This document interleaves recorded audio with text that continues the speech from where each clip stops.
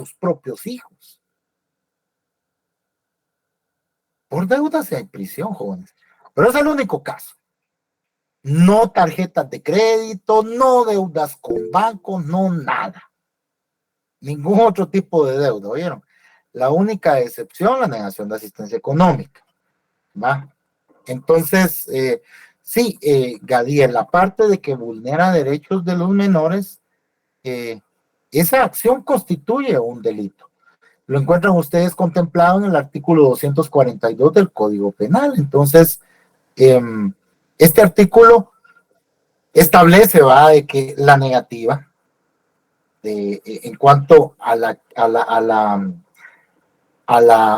pago de pensiones alimenticias puede, o sea, constituye el delito de negación de asistencia económica. Y si bien es un delito menos grave, para los delitos menos graves, de todas maneras, si la persona es llamada a declarar y no paga las pensiones, porque a veces es duro, jóvenes, cuando uno ve que a alguien le fijaron una pensión de 30,000 quetzales, y yo lo he visto, y ya tiene como 5 años sin pagar, o sea, es duro, ¿va? Es duro, 360,000 por año, como 1,500,000 quetzales, o sea, conseguir una suma así, en un instante no es fácil, y en ese delito hay una exención de responsabilidad, pero hay que pagar, la única forma, solo pagando. Pero a lo que yo me refería es que todo viene, artículo de qué, Dora, artículo de qué. Cuando sea así, mejor pregúntemelo, porque civil, pero ¿qué es lo que usted quiere saber? Porque esto no es derecho civil. ¿Qué es lo que usted quiere saber específicamente? Licenciado, era con referente al artículo que acaba de mencionar de la manutención, o si no estoy mal, ¿verdad? No mencioné ningún o sea, artículo. De la obligación, ajá. Del 242 del Código Penal. Ese fue el que mencioné. 242, ajá, 242 del Código Penal. Ese fue el que mencioné. Pero eso es en lo penal, ¿va, Dora? Acá en lo penal. Sí, licenciado. No, era, no,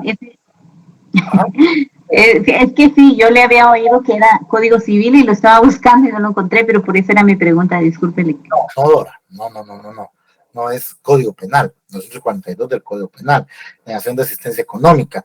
En lo civil utilizan sus propias normas y ahí hace una ejecución en la vía de apremio o un juicio ejecutivo dependiendo del título que tenga, pero en ambos casos pueden llegar a una negativa en el pago de pensiones alimenticias atrasadas. Y ahí, como dicen los muchachos, ya valió, como dicen los puros patojitos ahorita, van a funar al pobre papá, ¿eh? Entonces, algo así dicen los patojos en estos tiempos. Entonces, les digo, ya eso viene todo trabajado. Entonces, resulta irracional de que si a la persona lo ligan a proceso por negación de asistencia económica y después le dan una medida sustitutiva, se señale el máximo 6 meses para que el MP investigue. Ya no hay investigación que practicar ahí, básicamente, porque ya lo traen, ya viene de la certificación de lo conducente del juzgado de familia. Entonces, en ese caso, por eso se le denomina plazo razonable, debe de ser razonable. ¿Razonable por qué? Porque debe responder a la gravedad del ilícito, la cantidad de diputados, las diligencias que se vayan a practicar. Debe ser razonable. Entonces, yo lo que les quiero dar a entender con esto es que no necesariamente tienen que ser los 6 meses en el caso de que la persona haya quedado libre con medida sustitutiva o los 3 meses en el caso que haya quedado con prisión preventiva, porque ya vimos aquí de que el procedimiento preparatorio deberá concluir lo antes posible, dice el artículo 323 del Código Procesal Penal, procediéndose con la celeridad que el caso amerita y deberá practicarse dentro de un plazo de 3 meses, pero ahí se quedó corto. Porque esos 3 meses son únicamente para cuando la persona está detenida. Pero usted nos ha hablado del principio de legalidad, pues, licenciado, que las cosas deben estar establecidas en la ley para que se pueda proceder de esa manera. Efectivamente. Cuando nos ubicamos en el artículo 324 bis, en el primer párrafo, eh,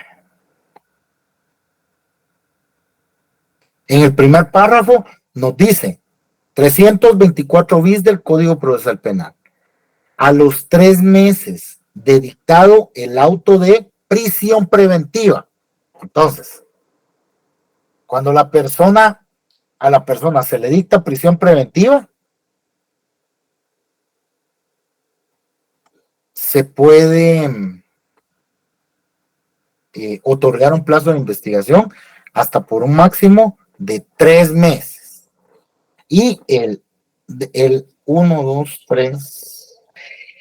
El cuarto párrafo de ese mismo artículo dice: en el caso en que se haya dictado una medida sustitutiva, el plazo máximo del procedimiento preparatorio durará 6 meses a partir del auto de procesamiento. Entonces, ¿qué pasa acá, patojos y patojas? Pues sencillo. La ley nos marca el máximo que puede ser fijado. Pero cuando un caso ya viene trabajado o ya está trabajado como el que yo les mencioné, entonces se da la situación de que el juez, para que el plazo efectivamente pueda ser considerado como razonable, fije un mes, por ejemplo, de investigación para continuar a las siguientes etapas del proceso penal. ¿No? Las siguientes etapas son las que nosotros vamos a ver acá. Pero tenemos que tener claras dos cosas. Una, los plazos máximos de investigación que el juez puede otorgar son 3 y 6 meses, dependiendo de la medida de coerción que se le haya dictado al sindicado, si fue una medida sustitutiva o si se le motivó prisión preventiva. Esa es una. ¿Verdad? 2.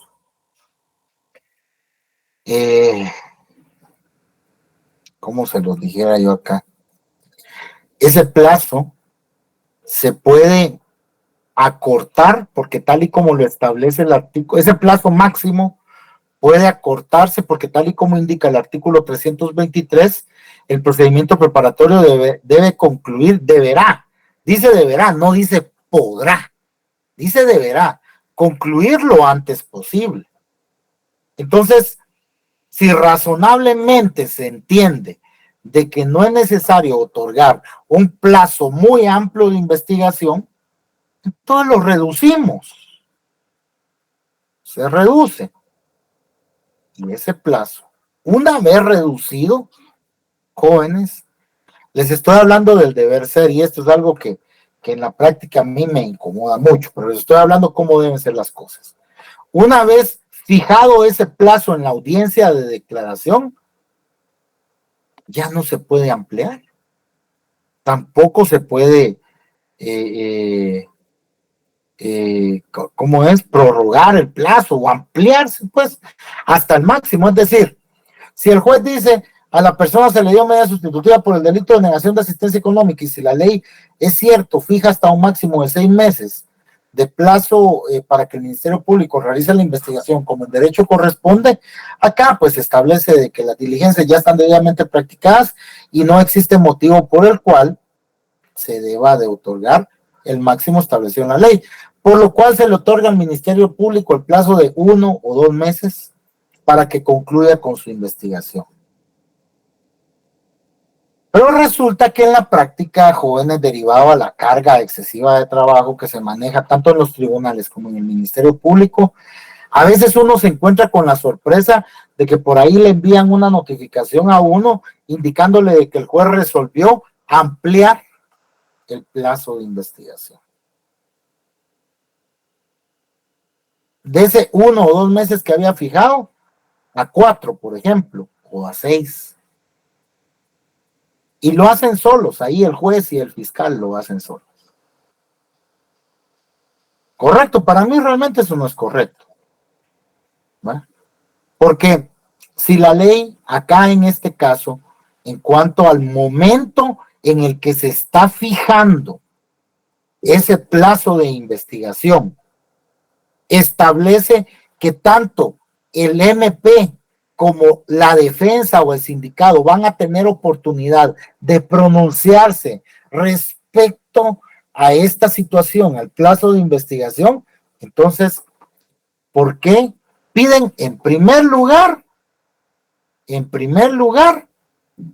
una diligencia en calidad o con carácter de unilateral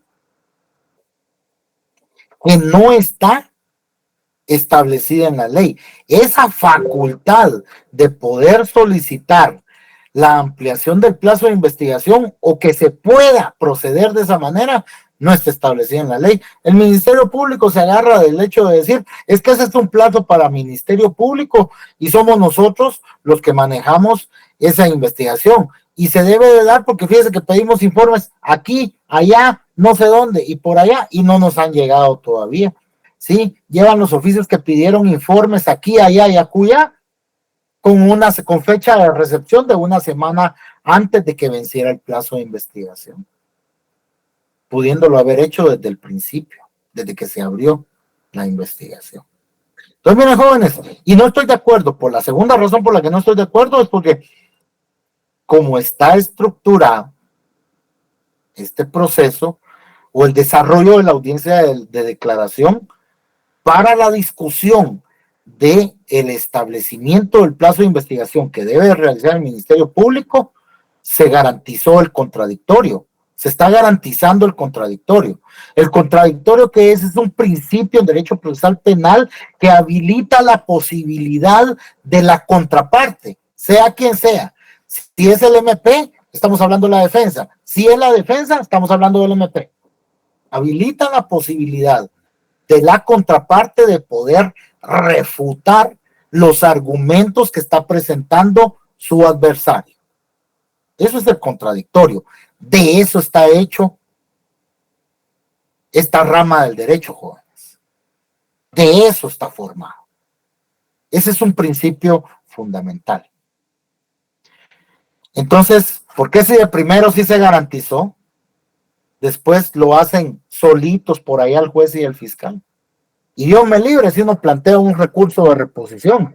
Ahí viene el abogado problemático a preguntar que por qué es que se hizo de esa manera.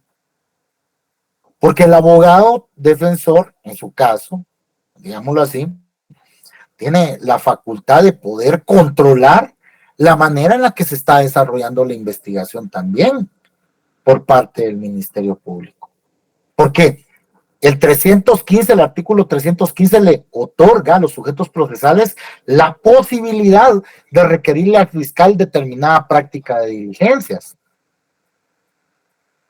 En ese sentido, uno les pide que practiquen diligencias y dicen que no las llevan a cabo porque no hay tiempo, pero de repente resultan haciendo eso, pidiendo la ampliación del plazo porque ellos no practicaron determinada diligencia de investigación por X o Y circunstancias, por dedicarse mucho a los casos de semilla, creo yo, o algo así. No sé, va. Eso ustedes lo irán juzgando conforme vayan evolucionando en el desarrollo de su carrera, ¿va? Pero se van a dar cuenta de que sí, es cierto eso, de que a veces le ponen más atención a un casito que a otro. Así es, ¿va? Pero bueno, no nos vamos a meter a eso, porque si no, esas son discusiones que no terminan en un ratito y quizás pasamos de aquí hasta las 9 de la noche platicando. Plazo de investigación, entonces, para todos, y tenemos que tener claro, jóvenes, estos aspectitos, estos aspectitos de que debe de ser razonable. El MP cuando pide determinado plazo no está obligado a detallar las diligencias que va a practicar, pero sí debe indicar un resumen, por lo menos, de qué es lo que él va a hacer para que el juez pueda tomar su decisión. Ahí es donde la defensa, luego de la intervención del MP, tiene la oportunidad de refutar a jóvenes. Entonces,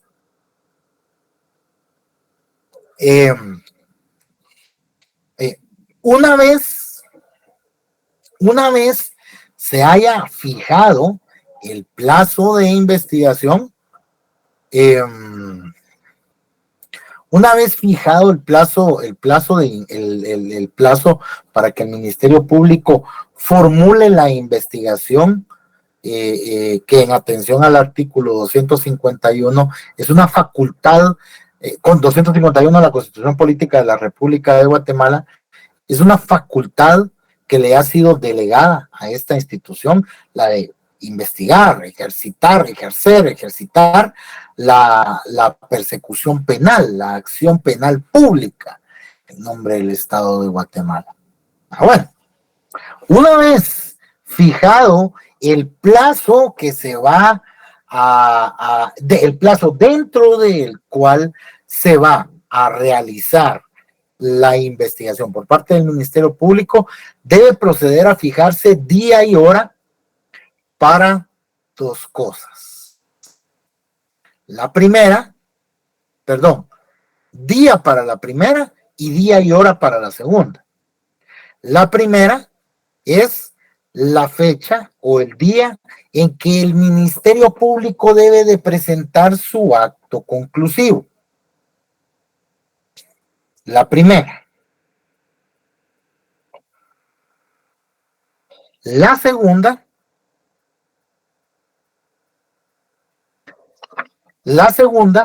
es para que se proceda a señalar día y hora para la audiencia intermedia. Esa es la segunda etapa del proceso penal. ¿Ah? Etapa preparatoria finaliza con la presentación del acto conclusivo y a partir de ahí inicia la etapa intermedia que va a culminar con el desarrollo de la audiencia de ofrecimiento de prueba. Etapa intermedia, audiencia intermedia y audiencia de ofrecimiento de prueba son las dos audiencias que componen esta etapa intermedia. Ahora bien,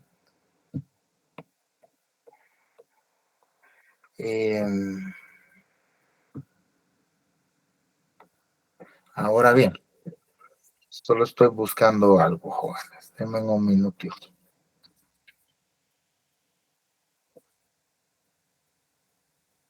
Bueno, pero ¿cómo es que esto funciona? Me podrían ustedes preguntar. Es decir, ¿qué es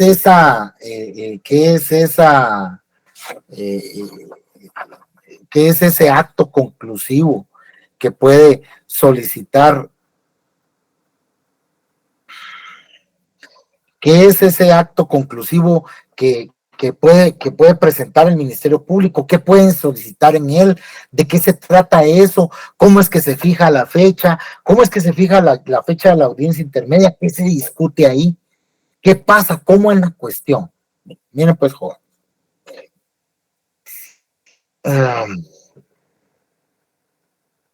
Cuando nosotros hablamos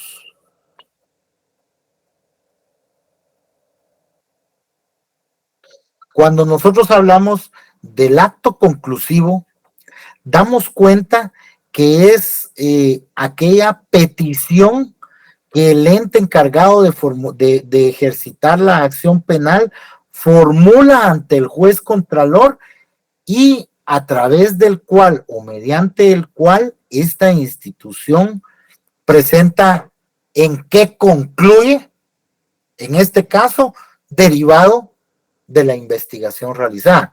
Es decir, la investigación que realizó, ¿qué lo hizo concluir a la institución en la investigación? ¿Cuál es su conclusión? ¿A qué conclusión arriba? ¿Qué vamos a hacer con la persona? ¿Qué vamos a hacer con el sindicado? Entonces, En primera instancia, veamos lo relacionado a ese momento de presentación del acto conclusivo.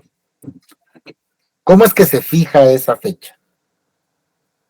Pongámonos en el contexto o en el marco contextual de que a la persona se le otorgó medida sustitutiva y se dictó auto de procesamiento en fecha 28 de septiembre del año 2023. Entonces, si se dictó auto de procesamiento con fecha 28 de junio del 2023, a la persona se le dio medida sustitutiva, otorgándole al MP el plazo de 6 meses para que concluya su investigación o para que realice su investigación. ¿En qué fecha finaliza ese plazo de investigación concedido, Patojos?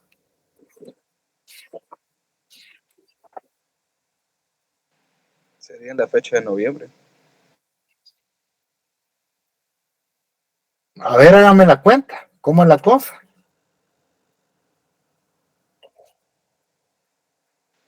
Si le dan medida sustitutiva, serían 6 meses de procesamiento.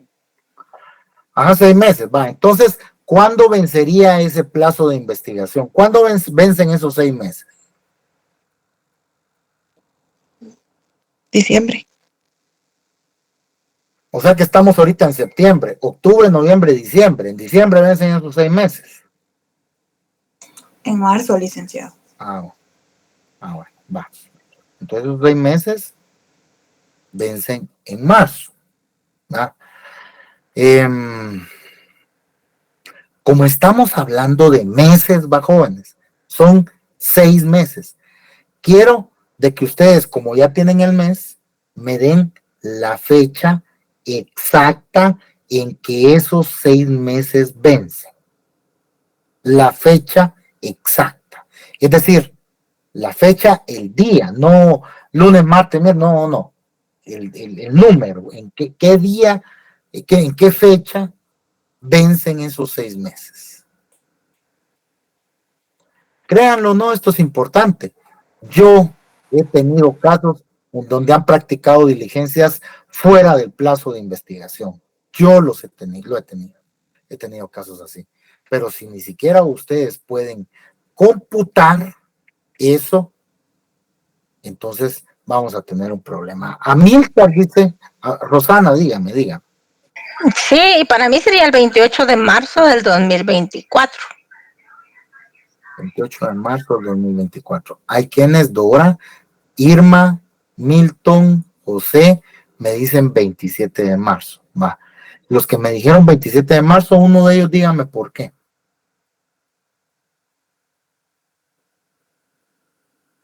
Se cuentan solo días hábiles, ¿no? No, pero si estamos hablando de contar solo días hábiles, solo en diciembre, ¿cuántos días se quitan entre la Navidad y el Año Nuevo? Estaríamos terminando contando días hábiles, tenemos el 1 de noviembre, tenemos el 20 de octubre, tenemos, pues no sé, pero estaríamos terminando probablemente allá por la segunda semana de abril. No. Todos los sábados y todos los domingos. Sí, no. ¿Por qué el 27? ¿Por qué vence el 27? Porque el mes va a vencer el día 27, ya con el día 28 de marzo estaría iniciando el séptimo mes. ¿Por qué? Porque el mes, si empezamos en el día 28, que es hoy, el día 28, entonces el mes terminaría en el siguiente mes, el primer mes en el día 27, Merlin, y así sucesivamente. Sí, gracias, Emerson. Merlin, dígame, según su respuesta, ¿dónde se sacó eso usted? Merlin. Y según la ley del organismo judicial en los plazos, licenciado. Muy bien, Merlin. Gracias, ¿no? Así, eso es para todos. Por eso es importante que ustedes ya su ley del organismo judicial la hayan leído unas 5 veces por lo menos, en sexto semestre. El artículo 45 de la ley del organismo judicial establece en la literal D de dedo, de dar, de que el párrafo dice terminarán los años y los meses la víspera de la fecha en que han principiado a contarse. Entonces, ¿cuál es la víspera de finalización de este plazo de 6 meses?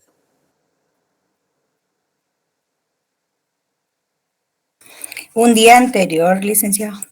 Muy bien, Merlin, pero dígame qué día. Usted dígamelo. Ya usted ya sumó 20 puntos. Échese los 30, vamos a ver.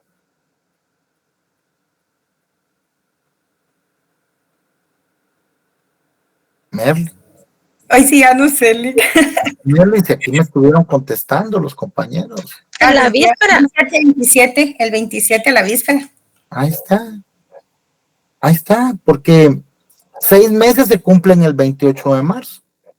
Pero como el plazo se computa por eso es importante que ustedes conozcan este artículo 45, porque aquí les habla del vencimiento del vencimiento de los plazos o cómo se computan, si cuando es en horas, cuando es en días, cuando se computa en años, cuando se computa en meses, cómo es que después de una notificación empieza a contarse un plazo.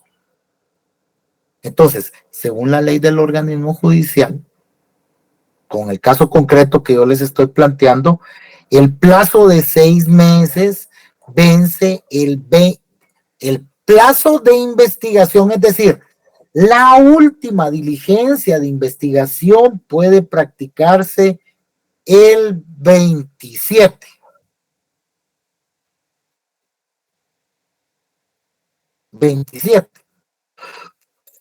Ahí puede practicarse la última diligencia de investigación. El 28 ya no. El 28 ya no, jóvenes. ¿Por qué? La ley del organismo judicial así lo dice.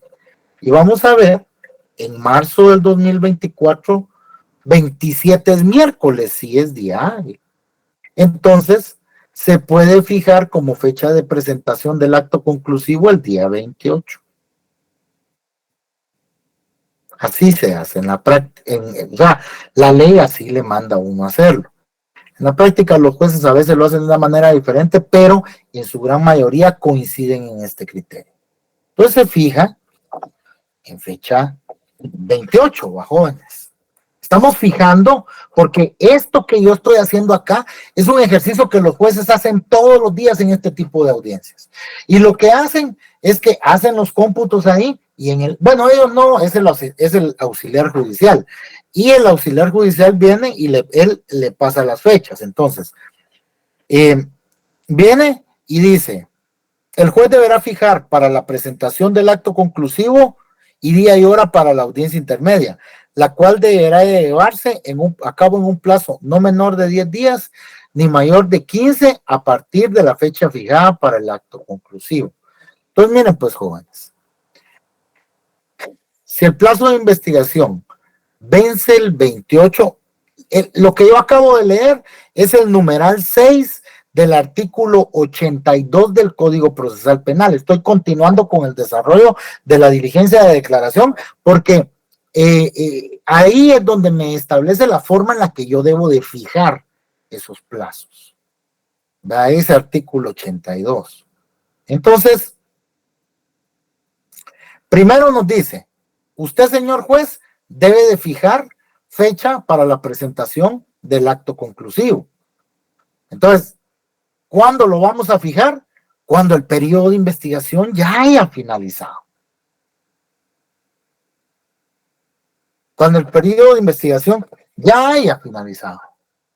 Solo permítame. Entonces, finaliza el 27, porque vence a la víspera. Luego,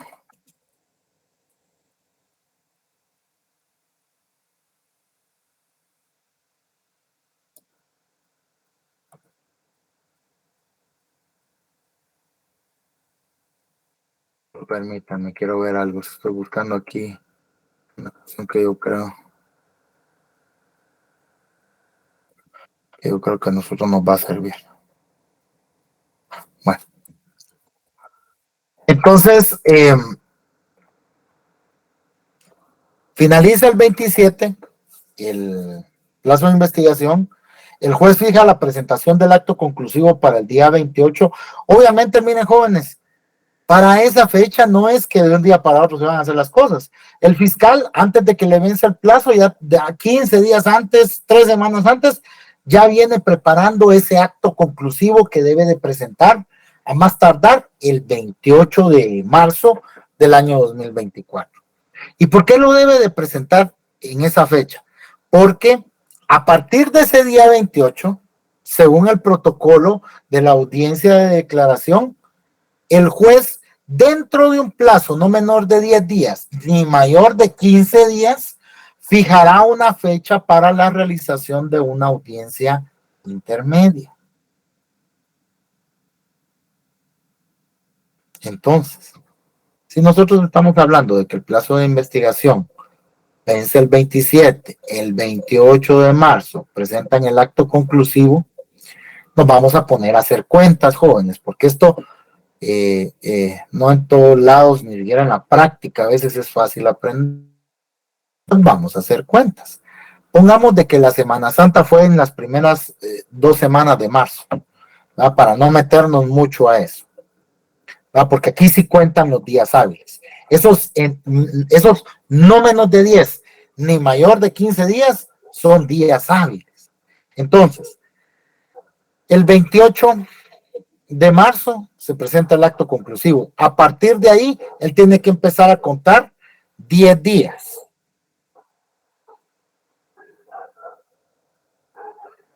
Entonces, 29 un día, 1 de abril 2 días, 2, 3 días, 3, 4 días, 4 de abril 5 días, 5 de abril 6 días, 8 de abril 7 días, 9 de abril 8 días, 10 de abril 9 días y 11 de abril 10 días. 11, 12, 15, 16 y 17, en cualquiera de esos 5 días, el juez puede señalar día y hora para la audiencia intermedia. ¿Qué se va a ir a hacer a esa audiencia intermedia? A discutir la procedencia del acto conclusivo que el Ministerio Público debió haber presentado el día 28 de marzo. Eso es lo que se va a ir a hacer, a discutir su procedencia. Porque aquí lo que se debe de establecer concretamente en esa audiencia intermedia es el hecho de que se evalúe si existe o no fundamento para someter a una persona a juicio oral y público por la probabilidad de su participación en un hecho delictivo o para verificar la fundamentación de las otras solicitudes del Ministerio Público. Es decir, patojos, después de realizada la investigación, el MP tiene sus medios de investigación, esos medios de investigación los hacen a ellos concluir en algo. ¿Verdad? Ahorita, si no es ahorita, en la siguiente, ahorita nos va a dar tiempo para empezarlo a desarrollar. Pero vamos a ver a continuación cuáles son esas conclusiones o esos actos conclusivos que ellos pueden presentar. ¿En qué consisten? ¿Qué es lo que pueden pedir? ¿Qué es lo que se puede discutir en esa audiencia intermedia? Es lo que vamos a ver a continuación. Pero antes de que avancemos, necesito saber, jóvenes, si ustedes hasta aquí tienen alguna duda, si no les ha quedado claro algo, yo con mucho gusto trataré de ampliarme y de qué manera pues solventamos esas dudas que tengamos acá. Johanna, dígame, adelante. Licenciado, muy buenas noches. Fíjese que con todo este proceso no es ahorita con el acto conclusivo, yo solo tengo una duda. ¿Qué pasa cuando ya se va a debate, pero el proceso o la denuncia se ejecutó desde el 2010, pero desde el 2010 hubo hasta ahorita, yo en un caso que estoy viendo, en el 2023 me están dando apertura a juicio por un delito que yo demandé, ¿verdad? Entonces me causa duda, tengo esa duda del MP, si es el responsable de ejecutar las órdenes de aprehensión conjuntamente con la policía o no, o solo tienen que esperar cuando se dé, en cualquier momento lo aprendan y le miren el récord en la policía y que tiene una orden de captura. Esa es la duda que yo tengo. Bueno, mire, Johanna, le voy a responder el cuestionamiento que me está formulando. Sin embargo, sí les voy a pedir, patojos, que cuando ustedes tengan alguna duda que se relacione con los temas que estamos tratando, porque la realidad es que ya no tenemos tiempo y el examen está a la vuelta de la esquina. Los responsables de ejecutar las órdenes de aprehensión son la Policía Nacional Civil. El Ministerio Público, una vez ordenado, ellos no tienen otra cosa que hacer más que esperar a que la Policía Nacional Civil ejecute dicha orden de aprehensión. En su caso, la víctima puede ir a instar con el fiscal para que él le oficie a la policía para que designen grupos, o él, si tiene conocimiento que una persona está en determinado lugar, vayan a practicar el allanamiento para hacer efectiva la orden de aprehensión. Pero por favor, jóvenes, tratemos de concentrarnos en las cuestiones que estamos analizando, porque es esto lo que va a ser objeto de examen. Si es cierto, es importante que nosotros tengamos conocimiento en general en relación a las cosas que diariamente nos pasan y a todos nos da duda y queremos saber, eso así es. Pero la cuestión es que acá, digamos, yo necesito que ustedes tengan clara ciertos temas como los que estamos tratando, pero que les quede muy, muy claro, y para ello ya casi no tenemos tiempo. Entonces, adelante, Maite, por favor. Buenas noches, Lic. Pues fíjese que usted había mencionado sobre cuándo terminaba la etapa preparatoria. No le logré captar, disculpe. Bueno, la etapa preparatoria concluye con la presentación del acto conclusivo por parte del Ministerio Público. Y a partir de ahí inicia la etapa intermedia. Etapa intermedia que está compuesta, o mejor dicho, dentro de la misma se desarrollan solo dos audiencias. La audiencia intermedia y la audiencia de ofrecimiento de prueba. No sé si quedamos claros ahí, Maite, o me amplío. Ahí estamos, Lic. Muchas gracias. Claro que sí. Bueno, entonces, jóvenes, en relación al tema, porque ya para este punto ustedes tienen que tener, vean, patojos, yo aquí realmente me extendí en la audiencia de declaración porque uno debe de tener claro cómo se desarrolla una audiencia de declaración. Si tienen alguna duda respecto a estos temas que nosotros hemos tratado en estas últimas sesiones, con mucho gusto yo les voy a resolver la incógnita. Pero les digo, en cuanto a este tema, ustedes sí deben de estar muy claros, patojos. Por favor, deben de tratar de estar lo más claro posible. Si no tenemos duda, entonces vamos a empezar a analizar o a platicar acerca de esos actos conclusivos que el Ministerio Público presenta para que estos puedan ser discutidos en la audiencia intermedia.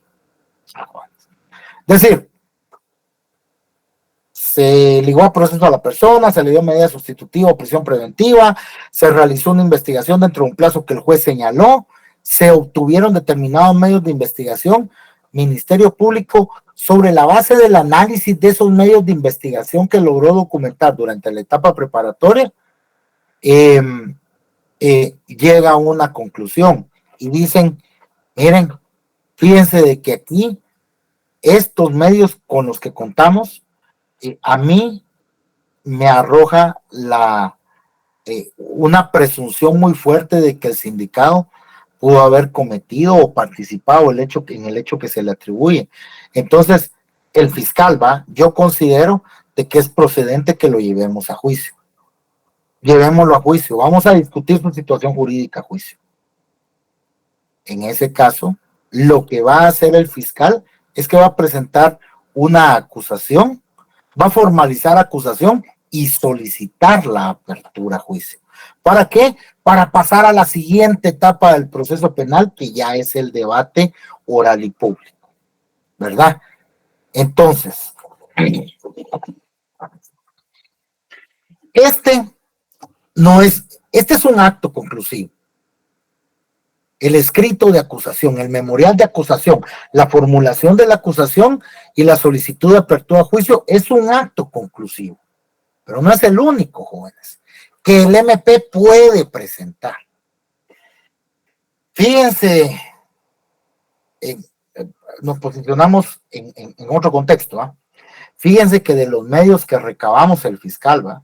De los medios que recabamos aquí, el delito se cometió el día 28 de septiembre a las 7 de la noche en la zona 1 de la ciudad capital. Pero fíjense que aquí me están presentando, o aquí tengo yo unos videos del 28, el homicidio, por ejemplo, la muerte que se le dio a esta otra persona. Aquí tengo otros videos que me los están presentando la defensa, en donde el 28 de septiembre, ¿verdad? A las, no sé qué horas dije, a las 6 de la tarde, a las 6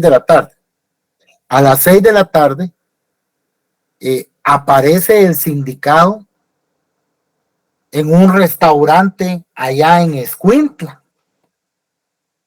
Entonces, ¿cómo pudo haber él estado allá y aquí al mismo tiempo? Corroboramos la autenticidad de los videos, o mejor dicho, pide el Ministerio Público al restaurante los videos, o al lugar donde sea, ¿verdad? Pide los videos y efectivamente logra corroborar que son auténticos, que no fueron manipulados y que establece o determina la presencia de esta persona en aquel otro lugar. Es más, dándole continuidad a todo el video, se ve como ahí él pasa como 4 o 5 horas echándose los tragos en lo que están levantando el cadáver aquí en la zona 1 de la capital. La persona está en Escuintla. Mandan a llamar al cajero de ese día y le dicen, mire, usted conoce a esta persona. Mire, hay muchos clientes que ven ahí, pero vagamente, pero yo lo recuerdo. Usted recuerda si el 28 de septiembre de este año, alrededor de entre las 5:30 y 5:30 de la tarde y 8 de la noche pudo haber estado ahí. Fíjese usted que sí me acuerdo. ¿Sabe por qué sí me acuerdo que él estuvo ahí? Porque él, ya ahorita viendo su foto no me acuerdo, porque yo me recuerdo que cuando se pagó, mire, él fue espléndido con la propina. Él nos dio 1,000 quetzales de propina por la atención que se le había dado. Entonces, cuando me fueron a contar a mí, me llamó la atención, ya lo vi, sí, él estuvo ahí ese día, a esa hora. La declaración de una persona, los videos, ¿qué se puede hacer?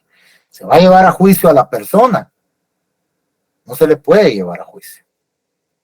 No se le puede llevar a juicio porque sencillamente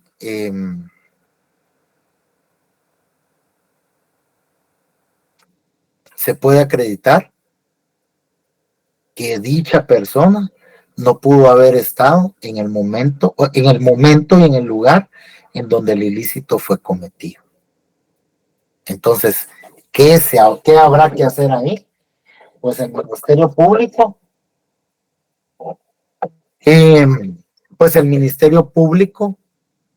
debería de solicitar un sobreseimiento.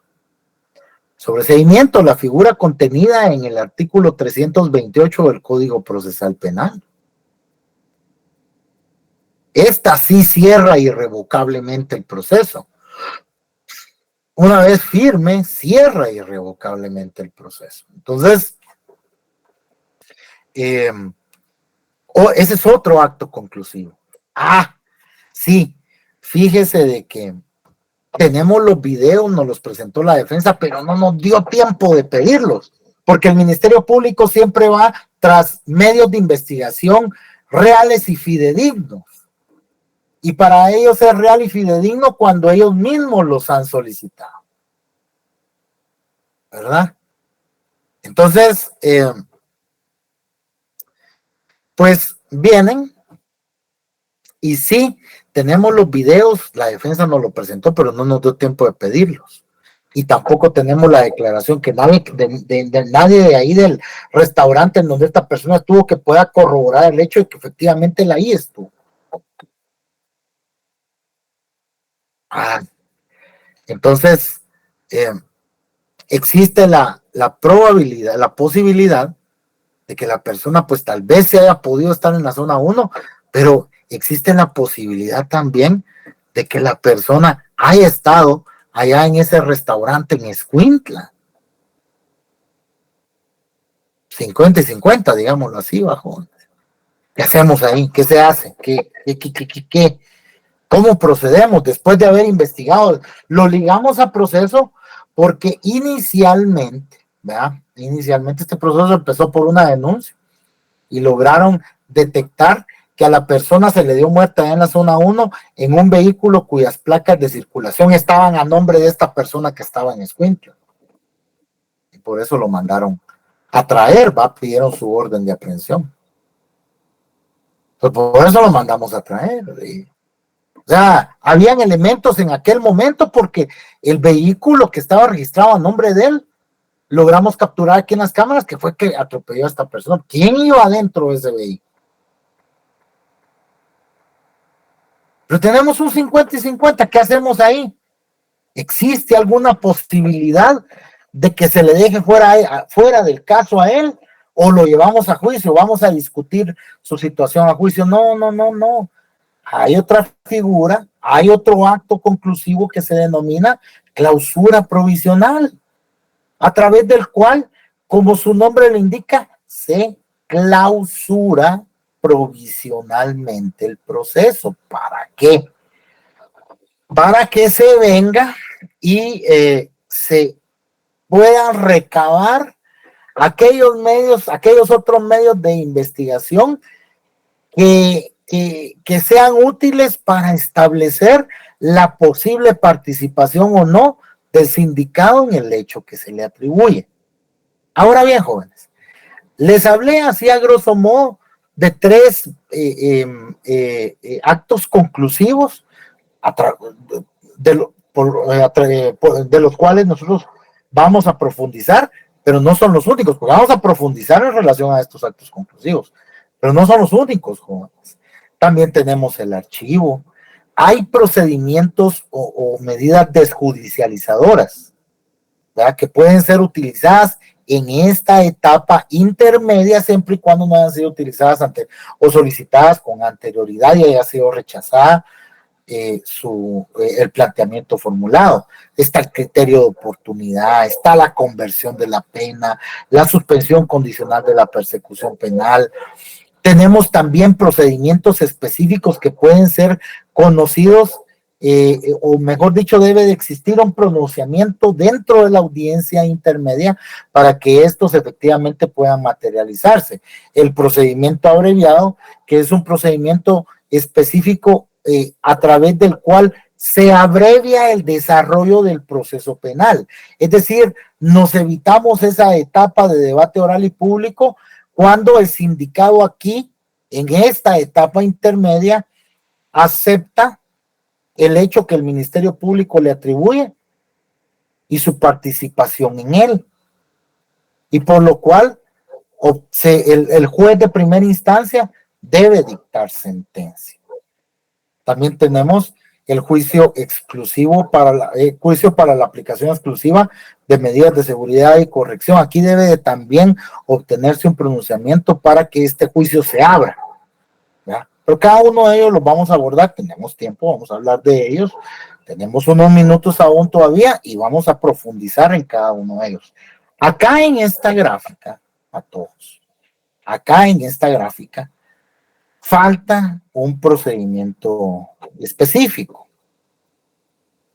El procedimiento de la aceptación de cargos. Para todos. La aceptación de cargos. Entonces, ese también lo vamos a analizar, aun y cuando sea a grosso modo para todos, porque es importante que ustedes tengan idea en qué consiste, porque es un instrumento procesal o una figura procesal que actualmente está siendo muy utilizada. Muy utilizada. Pero para empezar, ¿verdad?, a platicar o hablar de estos actos conclusivos que el Ministerio Público debe presentar en una fecha que el juez específicamente le debe de fijar, vamos a dar inicio a platicar, vamos a dar inicio hablando de la acusación, porque ese es el acto introductorio más complejo que nuestra ley establece. Es el acto introductorio más complejo. Digo más complejo porque requiere ciertas formalidades. Sitúense a partir del artículo 332 del Código Procesal Penal. Artículo 332 del Código Procesal Penal. Entonces, el artículo 332 del Código Procesal Penal da cuenta que cuando una vez que se haya vencido el plazo otorgado para realizar la investigación, es el fiscal quien debe formular, así lo dice, jóvenes, o sea, no obligatoriamente en ese orden, y no es obligatoriamente que el fiscal deba de acusar, no. El fiscal debe formular la acusación y pedir la apertura del juicio. También puede solicitar, si procediere, el sobreseimiento o la clausura y la vía especial del procedimiento abreviado cuando proceda conforme a este código. Si no lo hubiera hecho antes, podrá requerir la aplicación de un criterio de oportunidad o la suspensión condicional de la persecución penal. Y aquí el segundo párrafo del artículo 332 es muy importante, porque nos indica cuál es el objeto de esta etapa intermedia. La etapa intermedia tiene por objeto que el juez evalúe si existe o no fundamento para someter a una persona a juicio oral y público. Por la probabilidad. Aquí ya no es por la posibilidad, como en la audiencia de declaración, jóvenes, porque aquí ya estamos hablando de 3, 4, 2, 5, 6, 1, 2 meses y medio después de la audiencia de declaración de sindicado, es llevada a cabo esta audiencia intermedia. Aquí estamos en otra etapa del proceso penal ya, y estamos adelante en el tiempo. Entonces, allá, para ligar a proceso a una persona, debería haber existido la posibilidad. La posibilidad es más leve que la probabilidad. Aquí ya se hablan de probabilidades.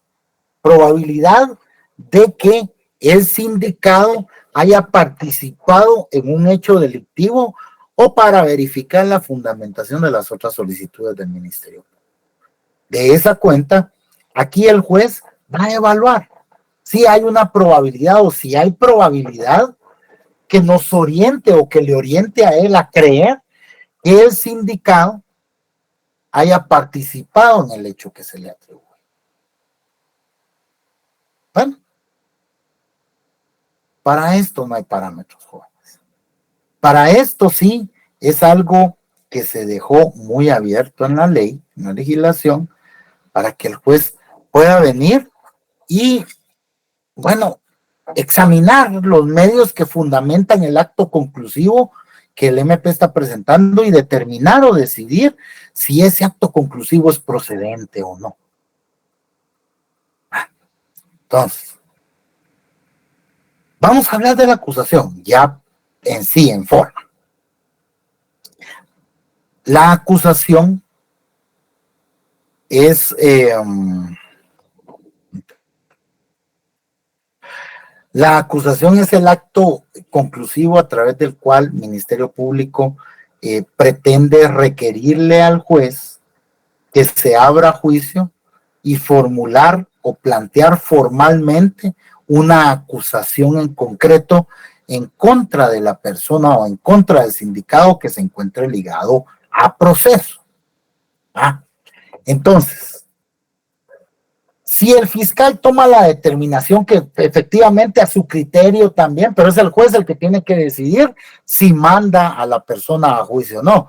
Pero a criterio del fiscal dice, bueno, como yo tengo la obligación de presentar un acto conclusivo a mi criterio, yo considero de que existe fundamento serio para que se desarrolle un juicio oral y público en contra del acusado. Vamos a presentar acusación. Entonces, presentan su escrito, porque debe de ser por escrito. Ese acto conclusivo debe de ser presentado por escrito. ¿Por qué por escrito? Para que dé tiempo, para que las partes lo puedan analizar, puedan obtener copia de él y analizarlo. ¿Cómo sabemos eso nosotros? Porque el licenciado ya otra vez está inventando. El numeral 6 del artículo 82 del Código Procesal Penal dice, habla del plazo razonable para la realización de la investigación, de los parámetros para poder fijar la audiencia, la fecha de presentación del acto conclusivo y la audiencia intermedia, y luego dice, a partir de la fecha fijada para el acto conclusivo, punto. Una vez presentado el acto conclusivo, se entregará copia del mismo a las partes para que partes que lo soliciten y se dejará a disposición del juez las actuaciones y medios de investigación para que pueda examinarlos hasta la fecha fijada para la audiencia. Entonces, en esa fecha, en ese 28 de marzo del año 2024 que el Ministerio Público tiene que presentar la acusación, él tiene que llevar el escrito de acusación, el mismo debe de contener copia de todos los medios de investigación, ¿verdad? Y copias suficientes para cada una de las partes. ¿Para qué? Para que cuando ellos lo soliciten, los sujetos procesales lo soliciten, se les pueda entregar a ellos y tengan en su poder o tengan la posibilidad de controlar los medios de investigación que la Fiscalía utiliza para sustentar su requerimiento y puedan, en el caso del sindicado, por ejemplo, plantear su estrategia de defensa. Esto en aras de observar las reglas del debido proceso, ¿va? Específicamente el derecho de defensa que tiene una persona, ¿va? Porque no va a llegar a la audiencia intermedia sin saber de qué lo acusan y a pensar ahí qué es lo que se va a hacer. No, tiene que saber desde antes de qué se va a defender. Porque si acusan, si el MP acusa, el sindicado puede optar por adoptar ciertas actitudes contenidas de igual manera en la ley, ¿verdad, jóvenes? O sea, eso lo vamos a ver ahorita a continuación. Entonces, acá tenemos el artículo 332 bis del Código Procesal Penal que establece concretamente o específicamente 5 requisitos fundamentales o esenciales que no pueden faltar dentro del escrito de acusación. Esos no pueden faltar. No pueden faltar. Artículo 332 bis. ¿Cuáles son esos requisitos? Patojos. Los datos que sirvan para identificar o individualizar al imputado, el nombre de su defensor y la indicación del lugar para notificarles. La relación clara, precisa y circunstanciada del hecho punible que se le atribuye y su calificación jurídica. Los fundamentos resumidos de la imputación con expresión de los medios de investigación utilizados y que determinen la probabilidad de que el imputado cometió el delito por el cual se le acusa. La calificación jurídica del hecho punible, razonándose el delito que cada uno de los individuos ha cometido, la forma de participación, el grado de ejecución y las circunstancias agravantes o atenuantes aplicables, y la indicación del tribunal competente para el juicio. Entonces, son requisitos sencillos, o sea, realmente no, si ustedes analizan uno a uno, no exigen mayor complejidad, jóvenes, es comprensible lo que debe contener una acusación. ¿Por qué es obligatorio que se cumpla estrictamente con cada uno de estos requisitos, jóvenes? Por una sencilla razón. Por una sencilla razón. A través de este acto conclusivo, ¿verdad?, que se materializa mediante del planteamiento de una acusación, ¿verdad?, formalizando la solicitud de apertura a juicio. A través de este requerimiento se pretende llevar a la siguiente etapa del proceso al sindicado, a la etapa de debate oral y público. Perfecto. Perfecto. Pero este es el punto de partida de esto, de este camino. Y para que se pueda cumplir debidamente con los fines del proceso establecidos en el artículo 5 del Código Procesal Penal, y específicamente que cuando al momento de que después de agotada la etapa de debate oral y público, se vaya a dictar una sentencia y esta, por ejemplo, vaya a tener el carácter de condenatoria,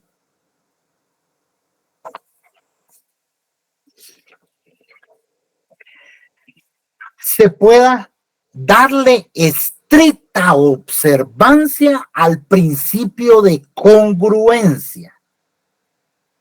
Principio de congruencia contemplado en el artículo 388 del Código Procesal Penal.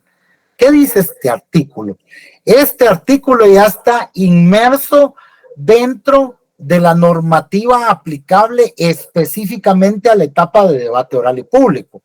Pero me estoy yendo adelante para ejemplificarles a ustedes la importancia que tiene la acusación, que se cumpla estrictamente con los requisitos que el artículo 332 bis del Código Procesal Penal requiere para este escrito, para que este escrito vaya bien planchadito, pues. ¿Qué es lo que dice el artículo 388? Fíjense, pues.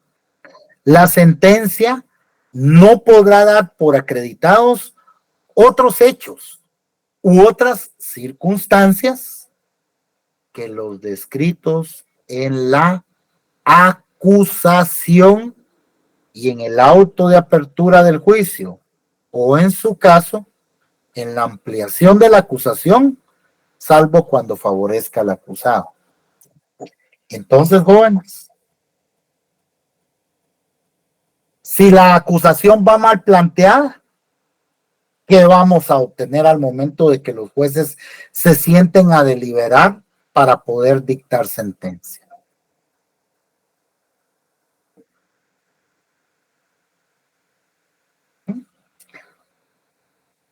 Vamos a obtener quizás una sentencia absolutoria, o deberíamos, mejor dicho, de obtener una sentencia absolutoria. Porque, por ejemplo, el Ministerio Público muchas veces suele equivocarse en el numeral 2 del artículo 332 bis, dentro de la acusación, cuando se refieren a la relación clara, precisa y circunstanciada del hecho punible que se le atribuye al sindicato, que se le atribuye, y su calificación jurídica, ellos deben de indicar a esta persona, ¿verdad? Se está solicitando la apertura de juicio porque a esta persona fue aprehendida el día tal, a tales horas, en tal lugar, por haber ejecutado tal ilícito, haberle dado muerte a Juan Pérez. ¿Ya? Ello acorde a las declaraciones prestadas por los testigos referenciales fulano de tal y sutano. Cuando uno va a corroborar los nombres de los testigos, de los que presenciaron el hecho, y no corresponden, y así los ofrecen en el ofrecimiento de prueba, esa prueba no se debería de recibir. O si se recibe, será valorada en favor del sindicato, debería de ser valorada, en favor del sindicato, pero no se hace así. Ahora, Cuando en la acusación, a manera de ejemplo, se lo voy a dar a manera de ejemplo, se lo voy a ejemplificar como, se lo voy a provocar la curiosidad o el análisis en ustedes desde el ámbito civil nuevamente. ¿A ustedes algún catedrático en los civiles que han recibido, o si lo escuchan en procesal civil, por ejemplo, más adelante, habrán escuchado ustedes anteriormente que la demanda es el proyecto de la sentencia? ¿Ustedes han escuchado eso? En civil, nunca se los han dicho, ¿no? No, vamos. Licenciado, disculpe, como digo, la demanda es el proyecto de la sentencia. De la sentencia. Ajá. En civil. Sí. Ajá, les estoy ejemplificando de allá para acá porque les voy a hacer una analogía. No se me van a confundir. Llevando las distancias de las ramas. ¿Será porque en la demanda el formalismo de cómo debe llevarse los numerales con respecto a la identificación del juzgado, de la persona que es demandada, su residencia y todo, y la relación de hechos y luego el de derecho? Fundamento de derecho y todo, la prueba. Ajá. Y eso los mismos datos van a consignarse en la sentencia. ¿Será esa relación? Sí, es que mire Edwin, cuando se dice así, que la demanda es el proyecto de la sentencia, es porque el juez va a dictar su sentencia en congruencia con la demanda presentada. Muy bien, gracias. Y si ustedes se dan cuenta, en penal es lo mismo. Los jueces de sentencia van a dictar su sentencia en congruencia con la acusación presentada. Es lo mismo, ¿verdad? Siempre y cuando, no olvidando respetar la distinción de ramas o de campos de estudio. Aquello es civil, esto es penal, ¿verdad? Entonces no vamos a decir la demanda penal tampoco. Por favor, que al que le oiga así, le pongo 0, y si me lo encuentro más adelante en el privado, no lo dejo pasar. Nunca vayan a referirse en lo penal a eso, ya hablamos de eso en la querella, ¿verdad? Entonces, eso no existe, ¿vieron? Bueno, entonces miren pues, jóvenes, aquí yo ya les evidencié o ya les mostré cuál es la importancia de que la acusación del MP vaya impecable. ¿Por qué es que debe de ir impecable? Nítida, dicen los muchachos. Porque sobre la base de esto se va a dictar sentencia. ¿Sobre la base de qué va a ordenar la apertura a juicio el juez o va a dictar un auto de apertura a juicio? Sobre la base de la acusación. Si la acusación está mal, no se puede discutir en sentencia. Entonces, estos 5 requisitos yo se los enfatizo, jóvenes, porque en la práctica a ustedes les va a tocar, va a llegar el momento en el que van a venir, y si se dedican a penal o les toca un caso penal, cuando tengan la acusación, lo primero que tienen que hacer es establecer que estos 5 requisitos que establece el artículo 332 bis efectivamente estén ahí contenidos. Efectivamente, porque yo me he encontrado acusaciones en donde solo ponen, por ejemplo, la calificación jurídica del hecho punible razonándose el delito, el numeral 4, razonándose el delito que cada uno de los individuos ha cometido, la forma de participación, el grado de ejecución y las circunstancias agravantes o atenuantes aplicables. En el presente caso, 2 puntos, en el presente caso, el Ministerio Público estima de que la persona ha cometido el delito de homicidio culposo en virtud que, 2 puntos, y pasan al siguiente apartado, la indicación del tribunal competente para el juicio, fíjense, ¿verdad? ¿Y por ¿Por qué es que yo insisto en que tiene que ser esto tan perfecto? Porque el propio código da las herramientas para que si el MP no pudo presentar una acusación adecuada a los requerimientos que la ley establece, entonces hay mecanismos para resolverlo. En primer lugar, si no se puede discutir esa acusación en el debate, pues habrá que clausurar provisionalmente el proceso. Porque, en primer lugar, si dentro de esas falencias que tuvo la acusación no se logró establecer, o se logra establecer que hace falta el detalle de los medios de investigación que sustentan la acusación, entonces el juez dice, bueno, no tengo suficiente acá, voy a clausurar, se clausura, y el procedimiento en la clausura es que hay que volver a presentar un nuevo acto conclusivo. Ahí ellos pueden corregir. La corrección la puede instar el abogado defensor acorde en la audiencia intermedia, cuando se está discutiendo esa acusación, acorde al artículo 336 del Código Procesal Penal. Pero ese va a ser el punto de partida en nuestra próxima sesión de clases, a menos de que ustedes el día de hoy o ahorita tengan alguna duda, que yo con mucho gusto se las puedo resolver. Edwin dice, es donde se oye que el juez les enmendó la plana a los fiscales. Bueno, ese es un decir muy común que se puede dar en cualquier audiencia del proceso penal, pero regularmente sí, ahí el juez les explica las falencias y sí, les enmienda la plana porque lo salva. En lugar de clausurar, podría haber sobreseído, podría haber dicho, no, aquí faltan medios y no hay, o sea, a mí no hay nada que me oriente a pensar y sobresee. Entonces, pero ese va a ser el punto de partida en la otra reunión, pero sí, regularmente en esa audiencia en ese momento es. ¿Alguna otra duda, jóvenes? Ya son las 7 de la noche.